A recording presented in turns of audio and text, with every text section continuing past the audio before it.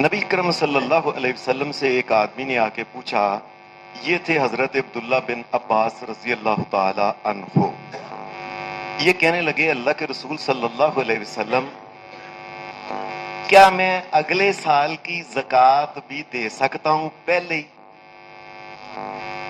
لوگوں ذرا غور کرو، اس کائنات میں ایسے ایسے لوگ بھی اچھے لوگ پیدا ہوئے ہیں، اللہ ہمیں معاف کرے، ہمیں تو خوف آتا ہے نا، اس سال کی زکوٰۃ دینے پہ بھی بہانے ڈھونڈتے ہیں کہ کسی طریقے سے بچ جائیں۔ صحابہ کی کیا شان ہے کہ کہنے لگے، اے اللہ کے رسول، میں اگلے سال کی بھی زکوٰۃ پہلے دے دوں، بعد میں حساب کر لوں گا کیوں کمی بیشی ہے تو۔ نبی اکرم صلی اللہ علیہ وسلم نے فرمایا، نعم، اگر کوئی انسان یہ سمجھتا ہے کہ میں اگلے سال کی زکوٰۃ دے دوں، کو ایسے لوگ مجبور آ گئے ہیں، پریشان حال لوگ آ گئے ہیں، مساکین آ گئے ہیں، مسلمانوں کو ایسی ضرورت پڑ گئی ہے، تو یہ اگلے سال کی بھی اگر کوئی زکوٰۃ دینا چاہے تو وہ دے سکتا ہے اندازے کے ساتھ، بعد میں جس وقت صاحب وہ کر لے، سال گزرے حساب کر لے۔ نبی علیہ الصلوۃ والسلام نے اس کی اجازت دی ہے۔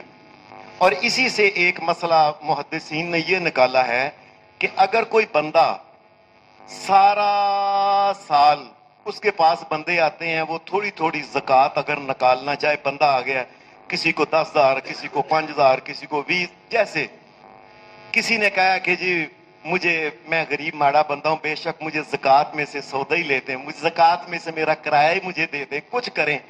ایک بندہ سارا سال بھی اگر تھوڑی تھوڑی کر کے زکوٰۃ دینا چاہے تو وہ دے سکتا ہے، بعد میں جس وقت وہ سال پورا ہو جائے تو وہ حساب لگا لے کہ میں نے کیا پورے پیسے دے دیے ہیں کہ نہیں دیے، تو اس وقت باقی کے دے لے۔ اگر زیادہ دے دیے ہیں تو یا یہ نیت کر لے کہ یہ اللہ کے راستے میں، یا اس کو اگلے سال بھی ڈال سکتا ہے۔ دوسرا مسئلہ، نبی اکرم صلی اللہ علیہ وسلم، آپ نے کچھ آدمیوں کو بھیجا کہ جا تم ان کی زکوٰۃ لے کے آؤ، ان کی زکوٰۃ کٹھی کر کے آؤ، ان کی کٹھی کر کے آؤ، ان کی کٹھی۔ اللہ کی قسم یہ بڑا عزت اور غیرت والا نظام ہے، تاکہ کوئی بندہ کھڑا ہو کے یہ نہ کہے میں ماڑا ہوں، میں غریب ہوں، وہ لوگوں میری مت، کیوں لوگوں کے سامنے سوال کرے۔ مسلمان جائیں زکوٰۃ گھر میں جا کے اپنا وہاں سے اپنے پیسے لیں اور چپ کر کے اپنے کرائے بھی دے، بیٹیوں کے معاملات، بیٹوں کے معاملات، بیماری کے معاملات جا کے کریں آرام سے، کوئی بیچارہ کسی کے سامنے سوال کرے ہی نہ۔ نبی اکرم صلی اللہ علیہ وآلہ وسلم، آپ کے چچا حضرت عباس کے بارے میں آتا ہے کہ جب وہ آدمی گیا نا مختلف آدمیوں سے وہ زکوٰۃ لینے، تو نبی علیہ السلام کے چچا ابھی نئے مسلمان ہوئے تھے، نئے بندہ مسلمان ہوتا ہے، کوئی بھی تو اتنے مسائل کا نہیں پتا ہوتا، سیدھی سی بات ہے۔ تو جا کے کہنے لگے زکوٰۃ، وہ کہنے لگے میں نے نہیں دینی، ابھی مسائل کا پتہ نہیں تھا اتنا۔ اور یہ کون ہے؟ یہ نبی علیہ السلام کا چاچا ہے، حضرت عباس رضی اللہ تعالی عنہ۔ واپس آ گئے، بندے نے آ کے کہا، اللہ کے رسول، یہ درم دینار فلاں نے دیے، یہ فلاں نے، یہ فلاں نے، آپ کے چاچا نے نہیں دیے۔ انہوں نے کہا میں نہیں دینی۔ نبی علیہ السلام مسکرا کے، کائنات کا امام، کہنے لگا کوئی بات نہیں، العم سنب الاب، اور چاچا بھی باپ کی طرح ہوتا ہے، میرے لیے باپ کی طرح ہے، میں اس کی طرف سے زکوٰۃ دے دوں گا، صاف کرتا ہے۔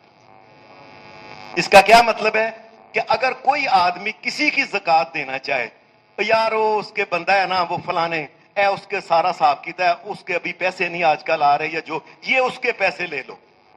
یا کئی دفعہ ایسا ہوتا ہے کہ بیوی کا زیور ہے، وہ کنجوس ہے، وہ کہتی ہے میں نہیں انہوں پڑھانا، میں نہیں انہوں کرنا، میں نہیں بیچنا۔ کوئی بات نہیں، خاوند ہے اس کا، اس کی زندگی کا ساتھی ہے، وہ کہے چل میں تیری طرف سے زکوٰۃ دے دیتا ہوں۔ یہ ایک کی طرف سے دوسرا کوئی مسلمان بھی زکوٰۃ دینا چاہے تو زکوٰۃ دے سکتا ہے، اپنے چچے کا، اپنی بیوی کا، اپنے کسی دوست کا بھی، اگر وہ سمجھے یار اس کے پاس پیسے بہت ہیں، پھنسے ہوئے ہیں، اس کی زکوٰۃ بنتی ہے، نہیں یہ مجھ سے لے لو یار، میں آپ حساب کر لوں گا، کوئی، یا میری طرف سے میں معاف کیا، کوئی بات نہیں۔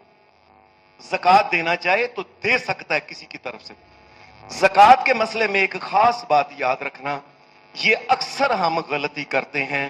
کسی کو قرض دیا ہوا ہے, وہ ہمیں دے نہیں نہ رہا واپس, تو ہم پتہ کیا کہتے ہیں, لو حافظ جی میں زکات کٹ لینے.